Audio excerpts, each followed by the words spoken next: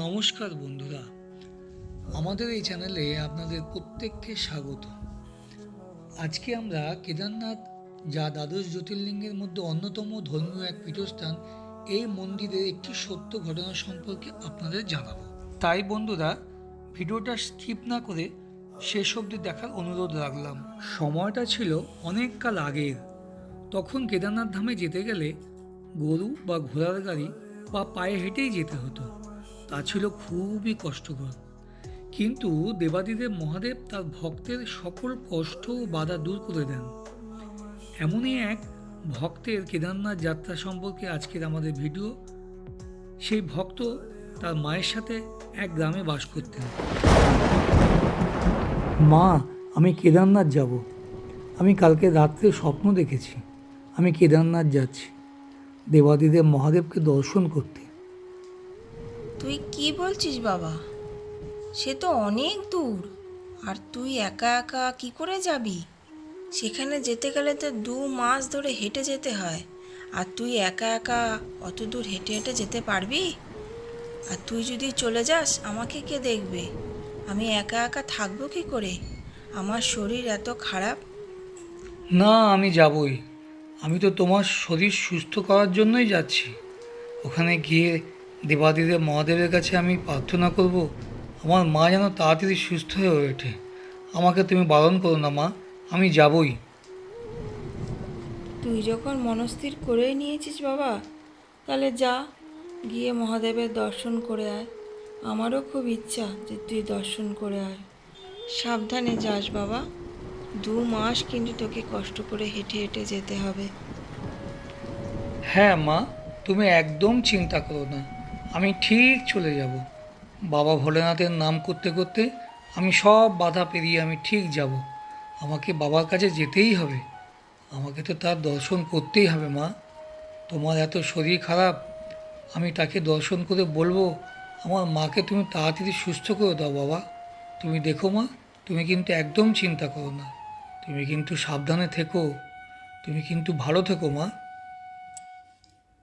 সাবধানে যাস বাবা, কোনো চিন্তা করবি না। আমি খুব ভালো থাকবো। ভগবানের দর্শন করে তবেই কিন্তু বাড়ি আসবি। সুস্থ থাকিস, ভালো থাকিস। বাবা ভোলানাথের নাম নিয়ে বেরিয়ে পড়ো, যাও। মাকে প্রণাম করে মহাদেবের নাম নিয়ে ভক্ত বেরিয়ে পড়ল কেদারনাথের উদ্দেশ্যে।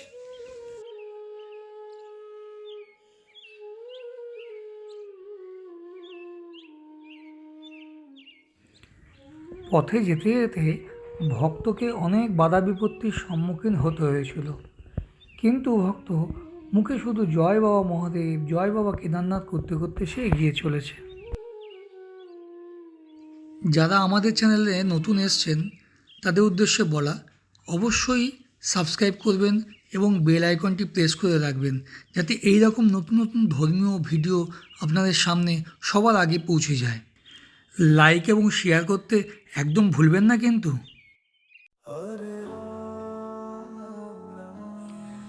2 মাস অতিক্রান্ত হওয়ার পর অবশেষে কেদারনাথ ধামে গিয়ে উপস্থিত হলো, কিন্তু ভক্ত দেখতে পেল যে মন্দিরের পুরোহিত সেই দিনই মন্দিরের দরজা 6 মাসের জন্য বন্ধ করে দিয়ে বাড়ির উদ্দেশ্যে রওনা হচ্ছে।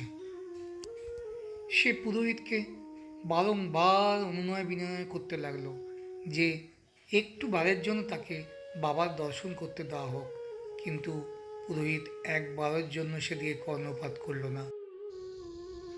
মন্দির তো বন্ধ হয়ে গেছে, তুমি এখন এসেছো। মন্দির 6 মাসের জন্য বন্ধ আছে, আর একবার দরজা বন্ধ হলে সেই দরজা আর খোলা যায় না। এত তুষারপাত হচ্ছে, তার চেয়ে বরং তুমি বাড়ি ফিরে যাও। তোমার পক্ষে বাড়ি ফিরে যাওয়াটাই শ্রেয়। আবার 6 মাস পর তুমি আসবে। এই বলে মন্দিরের পুরোহিত বাড়ির উদ্দেশ্যে রওনা হলেন, কিন্তু ভক্ত এখন কি করবে সে কিছুই ভেবে উঠতে পারছে না। কিন্তু সেও তার মাকে কথা দিয়ে এসছে বাবা ভোলানাথের দর্শন না করে সে বাড়ি ফিরবে না। দেখতে দেখতে রাত হয়ে গেল, খুব তুষারপাত হচ্ছে। এখন ভক্ত কি করবে কিছুই ভেবে উঠতে পারছে না। শুধুই বাবা ভোলেনাথের নাম করছে আর চোখ থেকে তার অঝরে অশ্রু ঝরছে। এমন সময় তার সামনে এক অঘরী বাবা এসে উপস্থিত হলেন। ভক্ত, তোমার কি হয়েছে? তুমি কাঁদছো কেন? এখন তো মন্দির বন্ধ হয়ে গেছে। তুমি বাড়ি ফিরে যাও। আমি 2 মাস কষ্ট করে পায়ে হেঁটে আমি কেদারনাথ মন্দিরে এসেছি। আমি বাবার দর্শন করব বলে আমি গিয়ে মাকে কথা দিয়ে এসেছি। আমি বাবাকে দর্শন না করে আমি কিছুতেই এখান থেকে যাব না। আমাকে আপনি ক্ষমা করুন। ভক্ত এত ক্লান্ত ছিল যে সে ভোলানাথের নাম করতে করতে শুয়েই পড়ল। ঘুম ভাঙতেই ভক্ত দেখতে পায় সকাল হয়ে গেছে। মন্দিরের বরফ সরে গেছে আর দেখতে পেল যে পূজারী মন্দির খোলার জন্য এগিয়ে আসছে। সে পূজারীর দিকে ছুটে গেল এবং তাকে প্রণাম করে জিজ্ঞাসা করল, পুরোহিত বাবা, আজকে কি মন্দির খোলা হবে? হ্যাঁ ভক্ত, 6 মাস যে মন্দির বন্ধ ছিল তাই আজকে খোলা হবে। আজ মন্দিরের দ্বার আমরা খুলব। এরই মধ্যে 6 মাস হলো কি করে? আপনি তো গতকালই মন্দির বন্ধ করে গেলেন। আমার মনে হয় তোমার কোথাও ভুল হচ্ছে। আমি তো 6 মাস পরেই এসেছি মন্দিরের দ্বার খুলতে। আর আজ থেকে 6 মাসের জন্য মন্দির খোলা থাকবে। কাল আপনার সাথে কথা হওয়ার পর আমি ঠান্ডায় যখন বসে আছি তখন হঠাৎ দেখে এক অঘরী বাবা আমার সামনে এসে উপস্থিত।